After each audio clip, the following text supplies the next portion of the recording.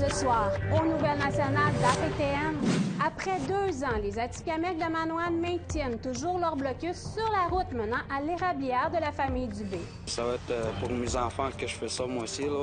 Dialogue pour la vie, un forum à Montréal pour aborder le suicide. Après ça, il faut que tu continues. Toi, il faut que tu continues à vivre. Et en entrevue, le chef de l'Assemblée des Premières Nations Québec-Labrador, Ghislain Picard. Une petite victoire en demande d'autres. Et c'est ça, je pense, qui est notre responsabilité première, moi où je suis, avec la capacité que je peux exercer, les responsabilités qui sont les miennes, mais aussi les chefs dans les communautés.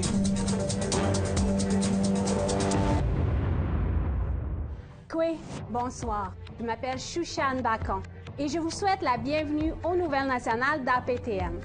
Après 2 ans, les Atikamekw de Manoane maintiennent toujours leur blocus sur la route qui mène à l'érablière de la famille Dubé, toujours contre la surexploitation forestière. Voici ce que j'ai préparé pour vous. Il y avait beaucoup d'animations.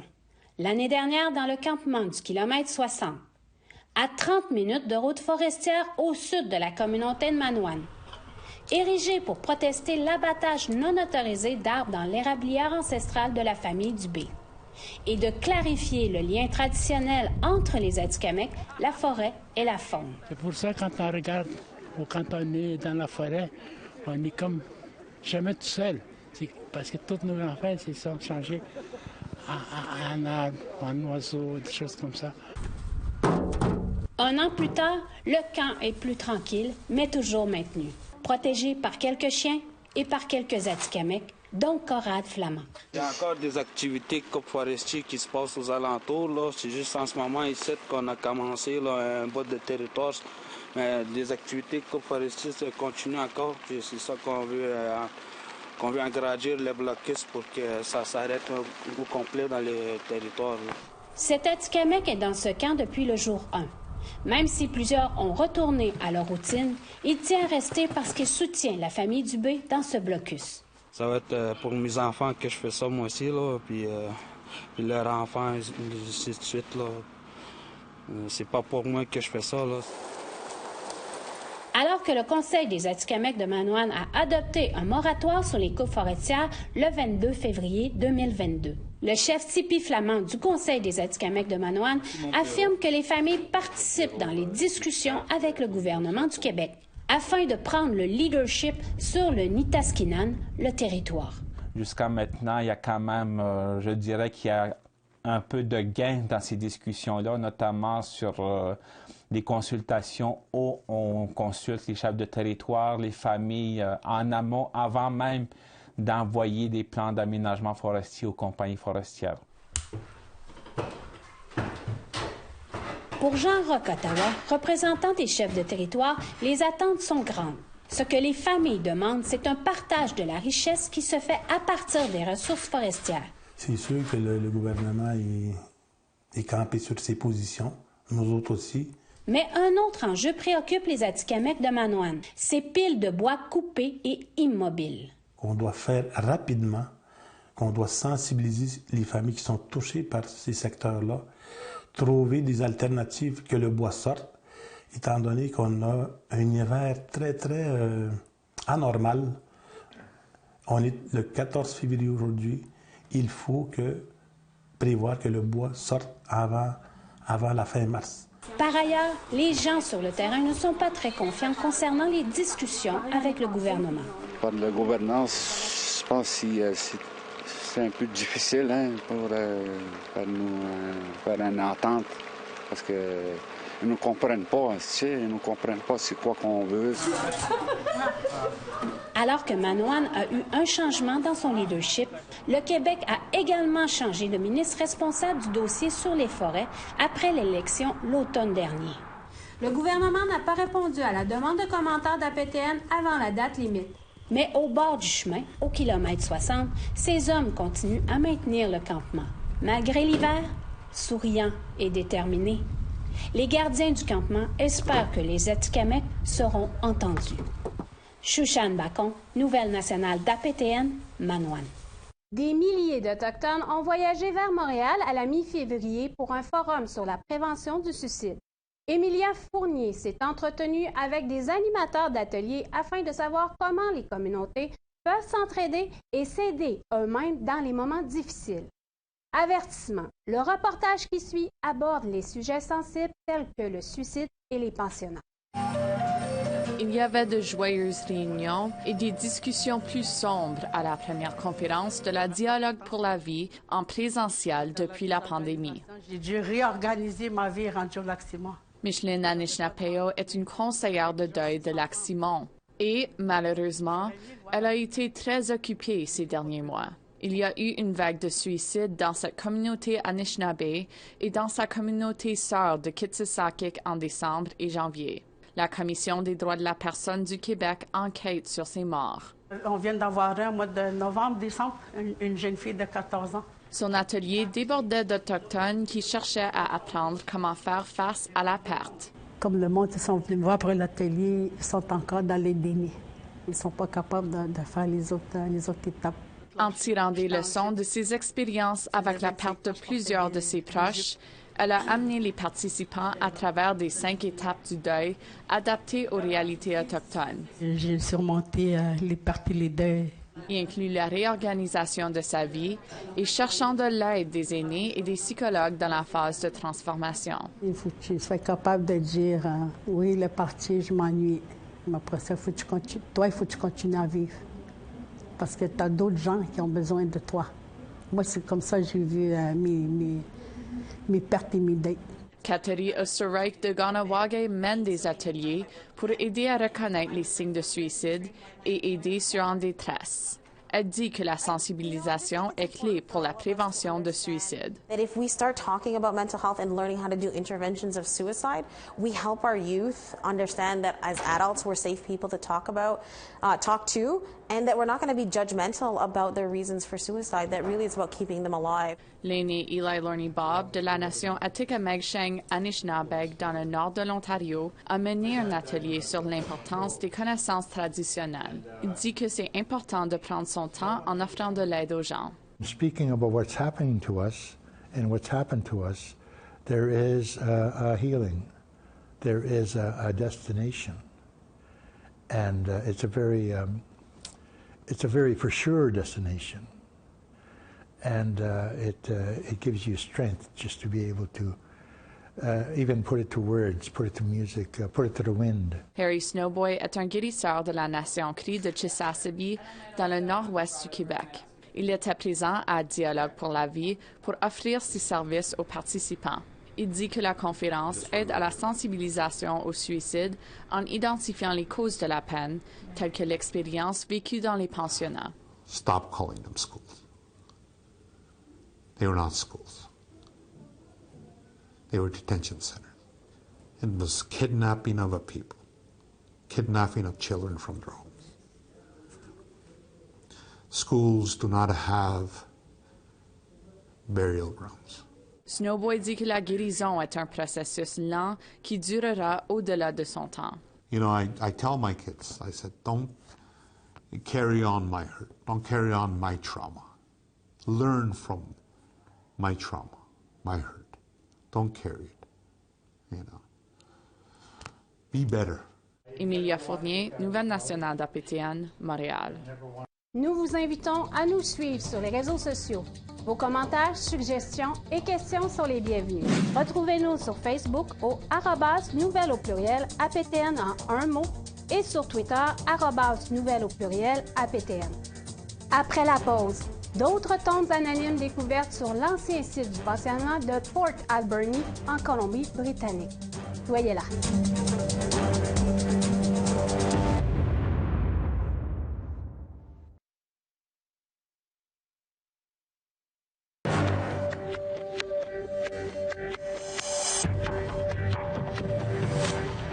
Bienvenue aux Nouvelles nationales d'APTN. Pendant que les recherches d'anciens sites de pensionnats au Québec sont en pause pour l'hiver, une Première Nation située sur l'île de Vancouver a révélé avoir découvert d'autres tombes anonymes. Des centaines de personnes se sont rassemblées pour entendre les résultats d'une recherche approfondie sur l'ancien site du pensionnat indien de Port Alberni. Recherche entreprise par le Conseil tribal Nuu-chah-nulth afin de découvrir la vérité derrière les nombreuses histoires horribles racontées par d'anciens élèves. En 1973, des chefs de la côte ouest ont exigé la fermeture du pensionnat, bien que les dossiers officiels du pensionnat mentionnent que 29 enfants sont morts au pensionnat indien de Port Alberni. Le chef élu Ken Watts affirme que les recherches montrent une autre version des événements. We can verify the 67 children never made it home. Some of them did when were brought, but 67 passed away as students of ours. And now we've identified 17 suspected graves. Entre-temps, le gouvernement fédéral a déclaré qu'il tiendra sa promesse de rendre public d'autres documents sur les pensionnats. En 2021, la Première Nation de Cowessess, en Saskatchewan, a fait les manchettes après la découverte présumée de 751 tombes anonymes sur les lieux de l'ancien pensionnat. Et la semaine dernière, le chef Cadmus Delorme a été nommé au poste de président du nouveau comité consultatif sur les documents relatifs au pensionnat. Ce dernier supervisera l'acheminement de documents provenant des ministères au Centre national pour la vérité et la réconciliation à Winnipeg. Delorme est enchanté par cette nouvelle nomination. This is going to open up Cowessess to go to the National Center now for government records. Right now, we couldn't go to the government and just ask for their records. There's just confidentiality and government policies. So this is just going to open up, and our goal is to put names to unmarked graves, to that make sure that no unmarked grave is left unmarked anymore. Le Québec conteste une autre décision de la Cour d'appel sur une question autochtone, cette fois contestant une ordonnance d'indemniser le corps de police de Mashteuiat, après qu'un juge a constaté que les gouvernements fédéral et provincial ont systématiquement sous-financé la police autochtone pendant plusieurs années. Selon le procureur des Pequawkamiunwatstagwagan, la communauté déplore la décision du gouvernement du Québec d'amener le jugement en Cour suprême du Canada. Les Pequawkamiunwats réclament 1,6 million de dollars pour combler le déficit de son service de police accumulé entre 2013 et 2017. La communauté espère avoir du financement égal à ce que ses voisins reçoivent pour un service de police de qualité. Cependant, le fédéral a accepté la décision de la Cour d'appel du Québec et doit payer le montant exigé en vertu du jugement de la Cour d'appel. Quand on entend tous les appels à la réconciliation, à la discussion, au désir de travailler ensemble pour trouver des solutions, ben on aurait aimé que disons que c'est pour parler puis que ces messages se transposent et fassent en sorte que les gens mettent le temps et l'énergie à travailler ensemble pour revoir le service, le financement des services policiers et non pas aller devant les tribunaux. En parlant du fédéral, une rencontre récente avec le ministre de la Justice a fait croire au Conseil Mohawk de Kahnawake que le gouvernement Trudeau ne les écoute pas et ne planifie pas agir sur les enjeux de cette communauté prochainement. Emilia Fournier en appelle. En dépit des promesses libérales pour la réconciliation, le chef Michael DeLille Jr. du Conseil Mohawk de Kahnawake, ou MCK, dit que le gouvernement fédéral fait toujours la sourde oreille. Don't say reconciliation. Don't say implementation of UNDRIP. Don't say all of these truth and reconciliation, strength and authorities, and all of these things without real recognition. And the only way to get there is dialogue at the table with the people that it affects on a daily basis. DeLille Jr. est impliqué en politique depuis plus de 20 ans. Il dit que la rencontre qui a eu lieu mi-janvier avec le ministre de Justice David Lametti était décevante mais pas choquante. Frustrating, to say in a word, but also I'll say disappointing. Expectations for Canada to intervene on several files is what our ask is, and we've received no momentum or movement on any of the files that we're engaged with. Ces dossiers incluent leur industrie de jeux en ligne et combattent les lois 96 et 21 du Québec. Kahnawake a été un régulateur et un serveur hôte pour les jeux en ligne depuis les 20 dernières années. Le mairie avait promis que la prochaine fois que le Code criminel du Canada serait modifié, les Premières Nations auraient enfin une reconnaissance légale de leur juridiction. Mais lorsque le Code a été modifié en 2021, les Premières Nations y ont été exclues, faisant des provinces le seul régulateur de jeux en ligne. You don't ask for recognition, you exercise jurisdiction. And we've done it successfully, to the tune of hundreds of millions over the course of 20 plus years. Yet, Canada and Ontario has now finally, in their opinion, found a way to try and shut us out.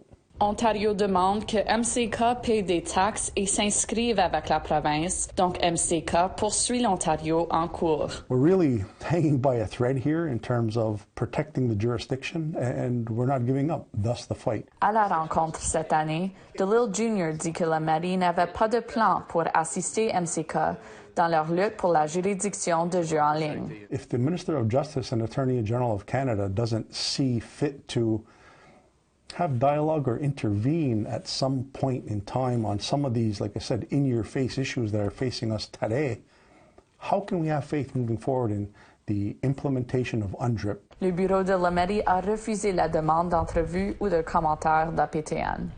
Emilia Fournier, Nouvelle nationale d'APTN, Kahnawake. Au retour, un entretien avec le chef de l'Assemblée des Premières Nations du Québec et du Labrador. Restez là.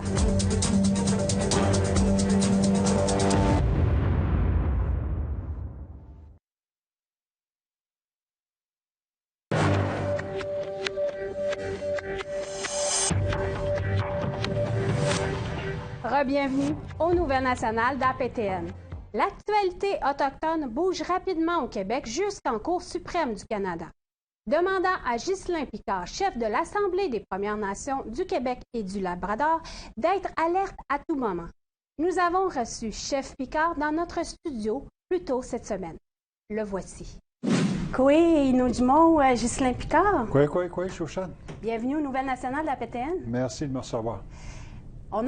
J'ai plusieurs sujets à aborder durant cette entrevue et j'aimerais commencer par ma première question concernant la contestation du gouvernement du Québec sur le jugement qui a été donné par la Cour d'appel, donné un jugement qui est favorable à la communauté de Mashtuyats concernant le sous-financement de sa police autochtone.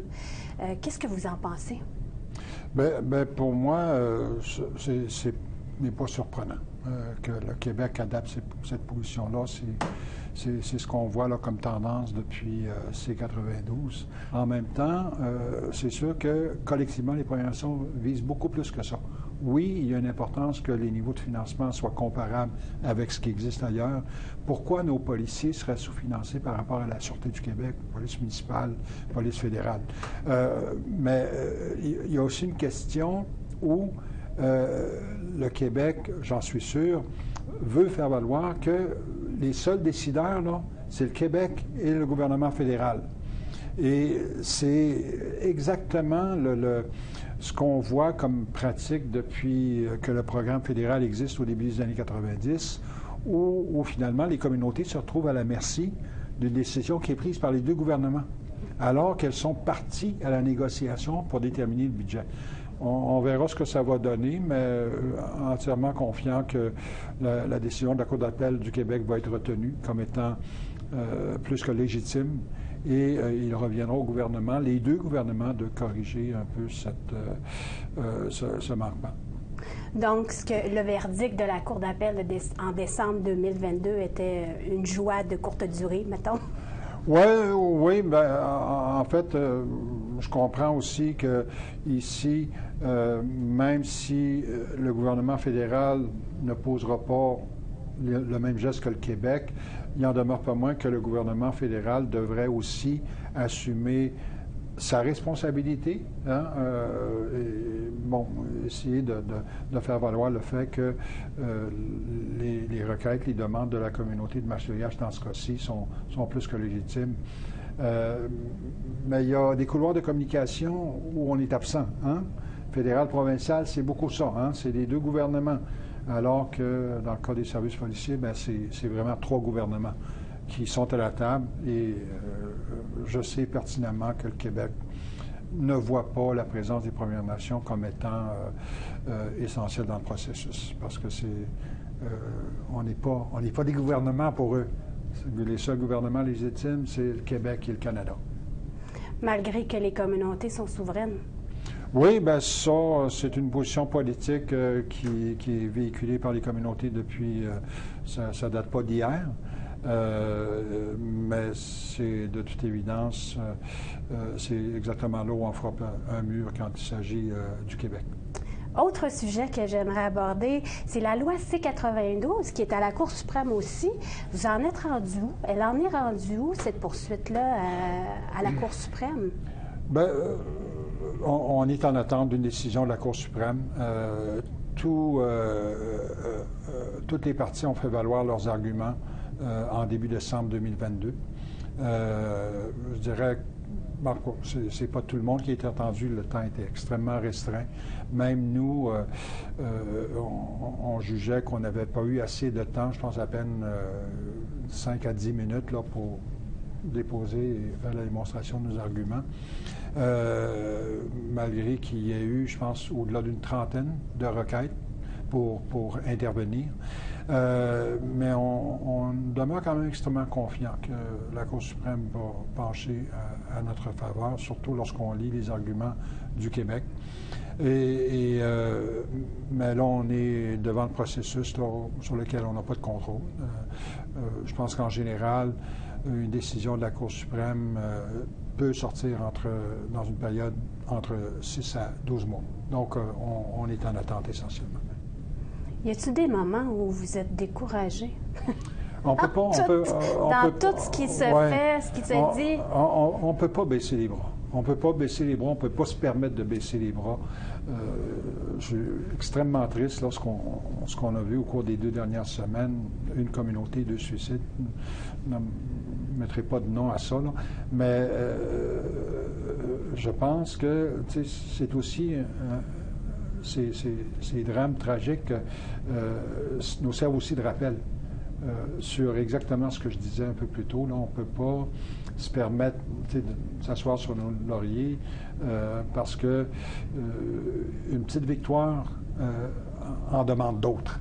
Et c'est ça, je pense, qui est notre responsabilité première, moi où je suis, avec la capacité que je peux exercer, les responsabilités qui sont les miennes, mais aussi les chefs dans les communautés, chefs et chefs dans les communautés qui sont aux prises, qui sont vraiment beaucoup plus au front que moi je peux l'être.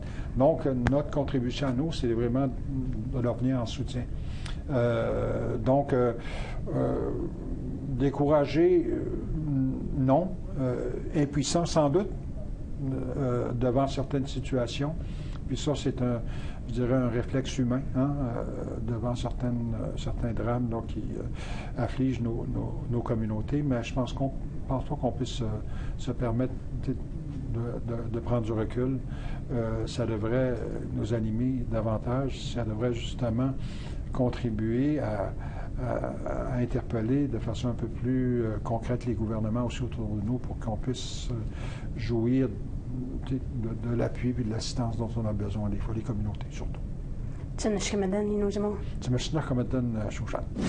Et, à venir, y aura-t-il justice pour les familles des bébés fantômes au Québec? C'est dur de vivre ça, là. Même quand je m'en vais en ville, quand je vois des personnes qui ressemblent à un autochtone, je regarde puis je me dis, c'est peut-être ma sœur. La semaine prochaine, aux Nouvelles nationales d'APTN. C'est ce qui conclut notre bulletin de nouvelles ce soir. Je m'appelle Chouchane Bacon. Merci beaucoup d'avoir été des nôtres et prenez soin de vous. À la semaine prochaine. Yamé Winnipsich.